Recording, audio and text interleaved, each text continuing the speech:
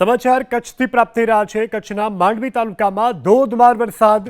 માંડવી અને આસપાસના ગામોમાં ધોધમાર વરસાદ। ભારે વરસાદથી માંડવીમાં જળબંબાકારની સ્થિતિનું નિર્માણ થયું છે। આઝાદ ચોક, ભીડ અને લાકડા બજારમાં અત્યારે જળબંબાકાર। આજે કચ્છી નવ વર્ષ અને કચ્છી નવ વર્ષના દિવસે જ મેઘરાજાએ પોતાની મહેરબાની કરી છે અને જેના કારણે ચો તરફ અત્યારે જળબંબાકારના દ્રશ્યો સર્જાયા છે। માંડવી અને આસપાસના ગામોમાં અત્યારે ધોધમાર વરસાદ પડી રહ્યો છે। ભારે વરસાદને કારણે માંડવીમાં અત્યારે જળબંબાકાર। આઝાદ ચોક, ભીડ અને લાકડા બજારમાં અત્યારે જળબંબાકાર। દ્રશ્યોમાં પણ જોઈ શકાય છે કે ચો તરફ પાણી જ પાણી નજરે પડી રહ્યું છે। આજે પડેલા વરસાદને કારણે લોકોને અસહ્ય ઉકળાટમાંથી રાહતનો પણ અનુભવ થઈ રહ્યો છે। રોડ રસ્તાઓ બેટમાં ફેરવાયા હોય તે પ્રકારના દ્રશ્યો કચ્છના માંડવીમાં સર્જાયા છે। માંડવી સહિત આસપાસના ગ્રામ્ય વિસ્તારોમાં પણ મેઘરાજાએ ધડબડાટી બોલાવી છે। ભારે વરસાદથી માંડવીમાં જળબંબાકારની સ્થિતિનું નિર્માણ થયું છે।